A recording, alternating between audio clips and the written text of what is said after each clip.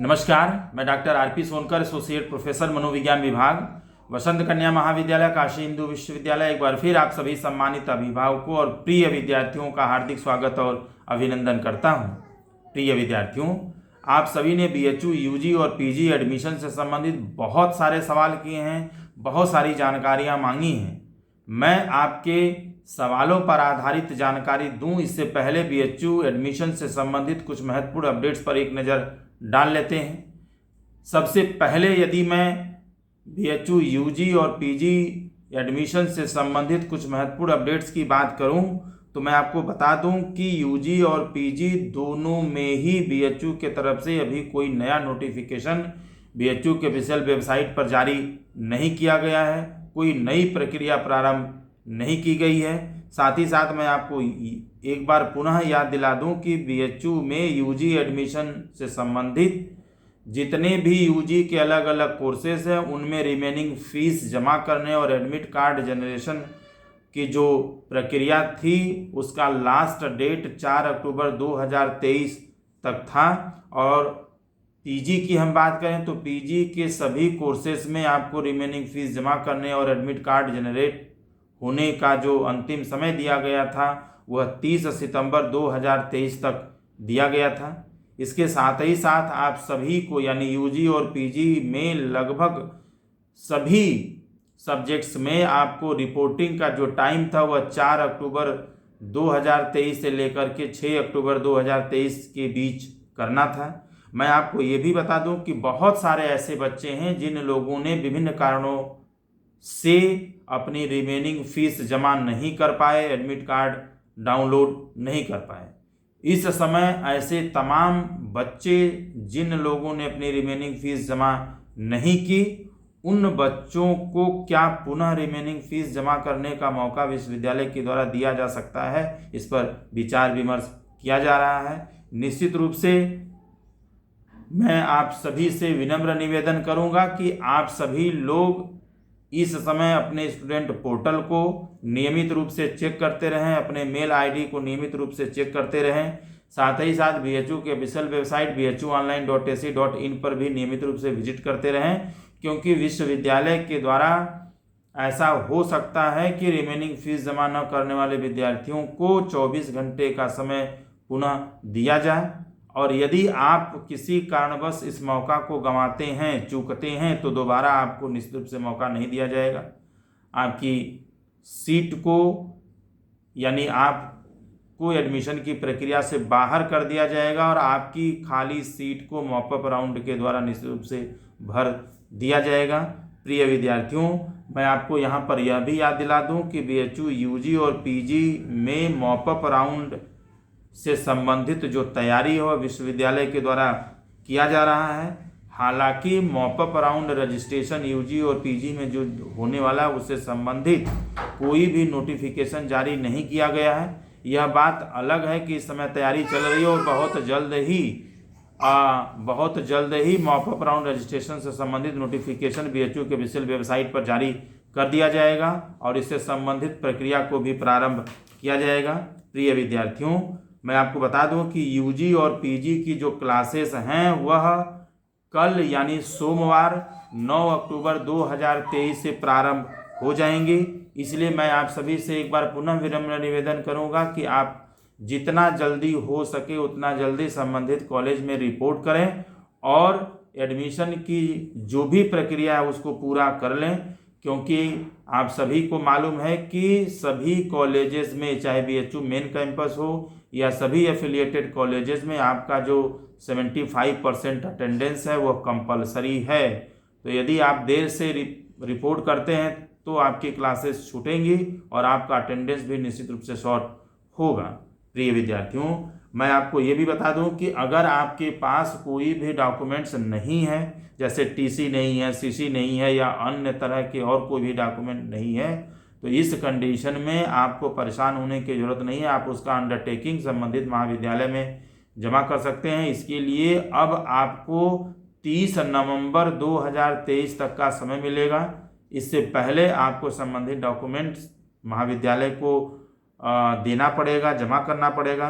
साथ ही साथ मैं आपको ये भी बता दूं कि BHU मेन कैंपस यानी MMB, FMC, DMC के साथ साथ जितने भी एफिलिएटेड कॉलेजेस हैं, चाहे VKM हो, VCW हो, MPG हो, DAV हो, इन सारे कॉलेजेस में हॉस्टल की जो सुविधा है यह बहुत ही लिमिटेड है, क्योंकि कुछ कॉलेज में हॉस्टल है, कुछ कॉलेज में हॉस्टल नहीं है। जहां है भी वहां सारे बच्चों को हॉस्टल देना संभव नहीं है।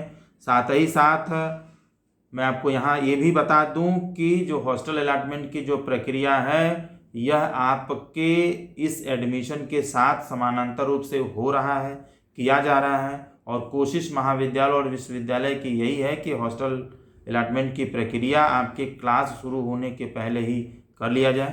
प्रिय विद्यार्थियों, मैं आपको यहाँ पे पुनः याद दिला दूं कि हॉस्टल अलॉटमेंट से संबंधित बहुत सारे बच्चों ने जानकारी मांगी है, बहुत सारे बच्चों ने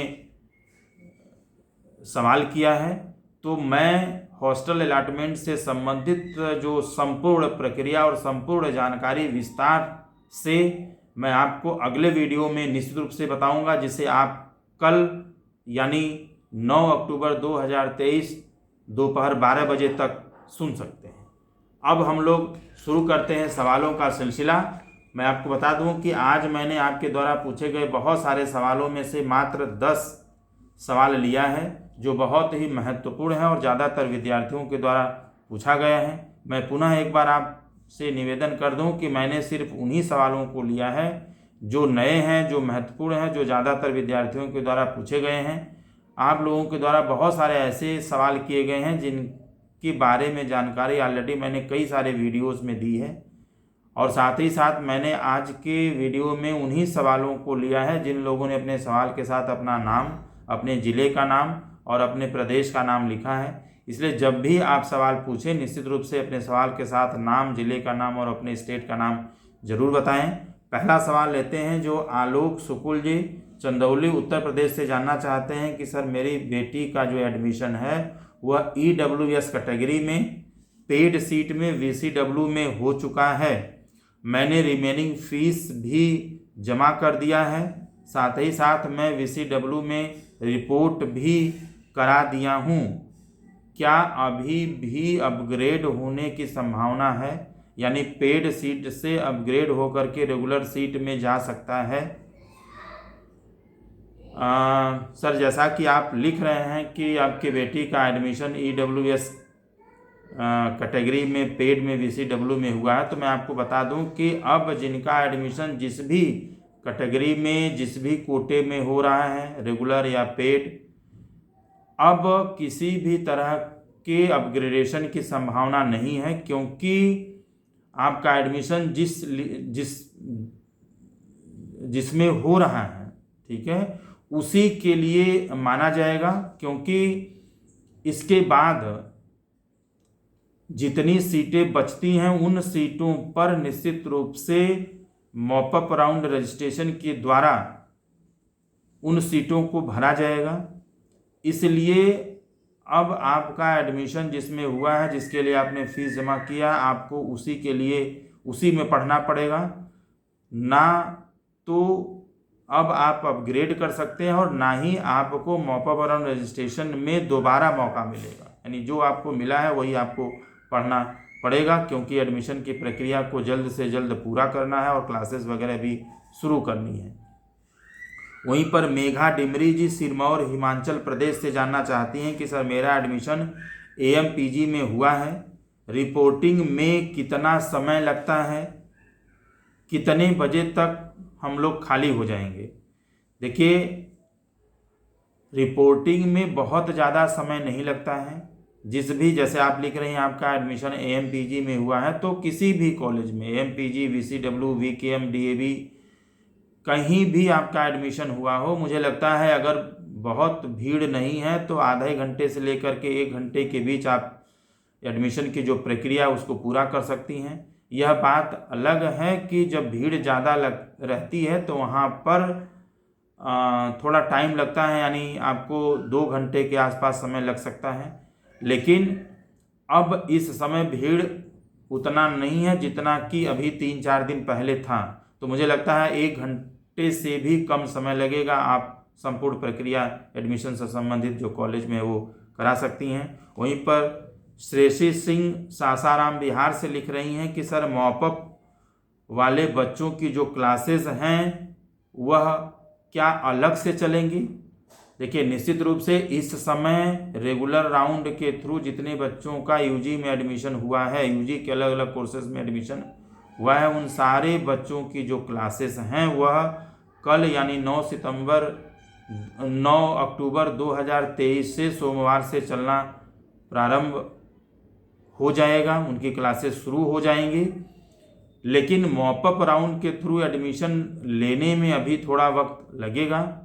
लेकिन मॉपअप राउंड के थ्रू जिन बच्चों का एडमिशन होता है उनकी जो क्लासेस हैं वो अलग से चलेंगी, ऐसा नहीं है। क्योंकि जो कोर्स शुरू हो जाएगा निश्चित रूप से उस चीज़ को पुनः पढ़ाना थोड़ा मुश्किल है।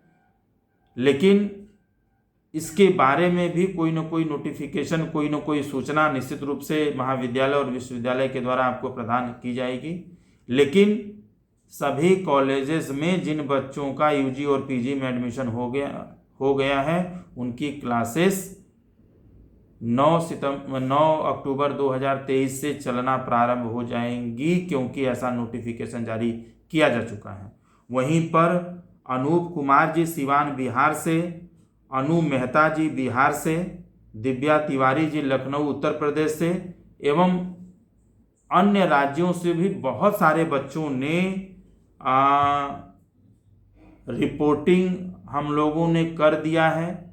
लेकिन हॉस्टल अलाट हम लोगों को नहीं हुआ है। यह हॉस्टल अलाटमेंट की प्रक्रिया कब तक होगी, हम लोगों को हॉस्टल कब तक मिलेगा, इससे संबंधित बहुत सारे बच्चों ने सवाल किया, यानी बहुत सारे बच्चों ने हॉस्टल अलाटमेंट की प्रक्रिया के बारे में जानना चाहा है। तो मैं निश्चित रूप से हॉस्टल अलाटमेंट की प्रक्रिया पर विस्तार से आपको बताऊंगा और इस वीडियो को आप कल यानी 9 अक्टूबर को 12 बजे तक सुन सकते हैं। वहीं पर अगला सवाल लेते हैं जो प्रिया शर्मा वेस्ट बंगाल से जानना चाहती हैं कि सर मॉपअप राउंड रजिस्ट्रेशन की प्रक्रिया कब से शुरू होगी।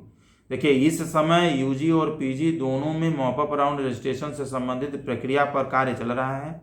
बहुत ही जल्द इस प्रक्रिया को शुरू कराया जाएगा और इससे संबंधित नोटिफिकेशन भी बीएचयू के ऑफिशियल वेबसाइट पर जारी कर दिया जाएगा।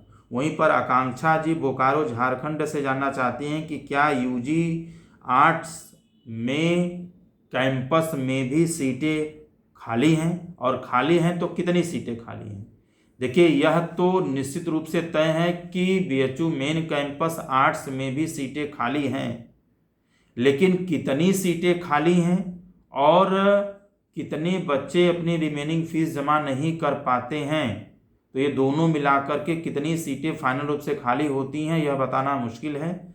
लेकिन यह सत्य है कि मॉपअप राउंड के थ्रू जो भी सीटें खाली होंगी बीएचयू मेन कैंपस और उसके बाद एफिलिएटेड कॉलेजेस में, उन सारी जो खाली सीटों के लिए मॉपअप राउंड रजिस्ट्रेशन कराया जाएगा और इसके थ्रू जो एडमिशन है वह किया जाएगा, सीटों को भरा जाएगा। वहीं अगला सवाल लेते हैं जो बहुत सारे बच्चों ने भारत के अलग अलग राज्यों से जानना चाहा है कि यूजी और पीजी में मेरा इंडेक्स इतना है। सर, क्या इतने इंडेक्स के आधार पर यूजी के अलग अलग कोर्सेज में या पीजी के अलग अलग सब्जेक्ट्स में एडमिशन मिलने की संभावना है? देखिए, मैं आपको यहाँ पर सिर्फ इतना कह सकता हूँ कि यूजी और पीजी दोनों कोर्सेज में निश्चित रूप से सीटें कुछ न कुछ खाली हैं। किसी में सीटें कम खाली हैं तो किसी में सीटें ज़्यादा खाली हैं, लेकिन खाली हैं। तो निश्चित रूप से इस समय आपको बिल्कुल सतर्क रहना है, बिल्कुल तैयार रहना है। किसी भी तरह की चूक न होने पाए, गलती न होने पाए, आपको ध्यान देना है। साथ ही साथ यह चीज़ें करने के लिए आपको कुछ करना नहीं है, बस सिर्फ नियमित रूप से आप अपने स्टूडेंट पोर्टल को, अपने मेल आईडी को आप चेक करते रहें, बीएचयू के ऑफिशियल वेबसाइट पर विजिट करते रहें, क्योंकि यह सप्ताह आपके लिए बेहद खास है और इस सप्ताह में कुछ बड़ी चीज़ों से संबंधित अनाउंसमेंट या घोषणा बीएचयू के द्वारा किया जा सकता है। इसलिए आप सक्रिय रूप से एडमिशन की प्रक्रिया से जुड़े रहें। वहीं पर संकल्प शुक्ला जी मध्य प्रदेश से जानना चाहते हैं कि सर जो आपने पिछले वीडियो में व्हाट्सएप ग्रुप बनाने की बात कही थी, यह सिर्फ वीकेएम में बनाया गया है या वीकेएम के साथ अन्य एफिलिएटेड कॉलेजेस और मेन कैंपस में भी बनाया गया है? देखिए, पीजी में तो सारे एफिलिएटेड कॉलेजेस और जहां तक मुझे जानकारी है बीएचयू मेन कैंपस में भी व्हाट्सएप ग्रुप बना लिया गया है और उस ग्रुप में उस डिपार्टमेंट के तरफ से सभी बच्चों को जोड़ दिया गया है, जिससे जितने भी डिपार्टमेंटल लेवल की जो सूचना है वह आप तक आसानी से पहुंचाया जा सके। लेकिन यूजी में सभी कॉलेजेस में अभी तक जो व्हाट्सएप ग्रुप है वह बनाया नहीं गया है और बहुत जल्द ही इसको बनाया जाएगा, क्योंकि अभी भी बच्चे रिपोर्ट कर रहे हैं, जिससे कि आप सभी को जो कॉलेज से संबंधित जो सूचना है आपको प्राप्त हो सके, आप जान पाएँ। वहीं पर अगला सवाल लेते हैं जो पीयूष चौहान जी सिगरौली मध्य प्रदेश से जानना चाहते हैं कि सर मैंने इलाहाबाद यूनिवर्सिटी में एडमिशन ले लिया है, मैं बीएचयू मॉपअप राउंड रजिस्ट्रेशन में हिस्सा लेना चाहता हूं, लेकिन मैंने अपना टीसी और सीसी इलाहाबाद विश्वविद्यालय में जमा कर दिया है। देखिए, यदि आपका इलाहाबाद यूनिवर्सिटी में एडमिशन हो गया है और आप सब कुछ सही है, तो यदि आप वहाँ पढ़ना चाहते हैं तो भी कोई प्रॉब्लम नहीं है, क्योंकि इलाहाबाद यूनिवर्सिटी भी अच्छी यूनिवर्सिटी है। लेकिन अगर आपको लगता है कि नहीं मुझे बीएचयू में पढ़ना है, तो फिर आप निश्चित रूप से मॉपअप राउंड रजिस्ट्रेशन में हिस्सा ले सकते हैं।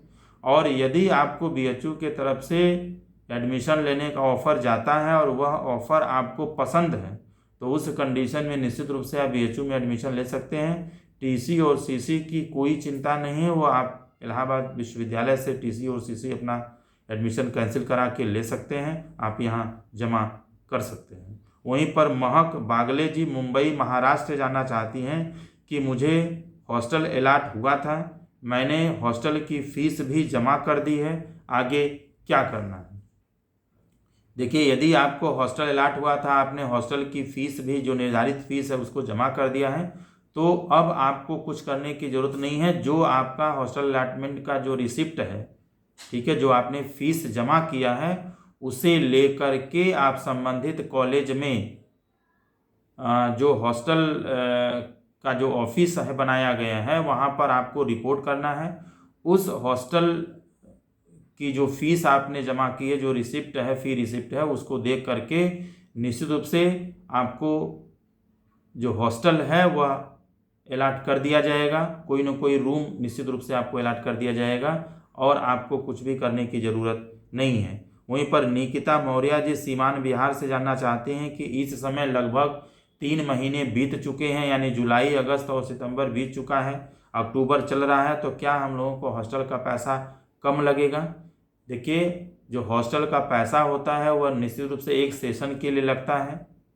उसमें एडमिशन अगर 2-3 महीने देरी से भी चलता है या जुलाई में आपका एडमिशन होता है, जो हॉस्टल की निर्धारित फीस है आपको उतना ही जमा करना पड़ेगा, उसमें किसी भी तरह की जो कमी है वो नहीं की जाएगी। यानी जो निर्धारित फीस है, जो आपको हॉस्टल की फ़ीस देना होता है वह 1 साल के लिए होता है। अगले साल यानी अगले सत्र में आपको जो हॉस्टल की निर्धारित फीस होगी उसे पुनः जमा करना होगा।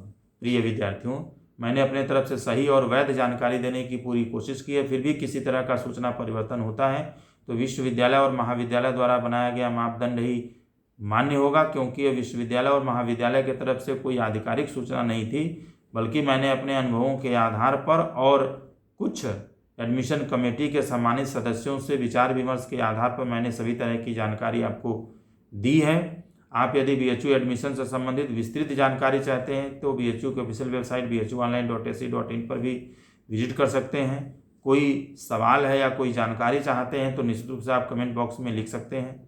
आप सभी लोग खुश रहें। आप सभी को एडमिशन की बहुत बहुत शुभकामनाएं।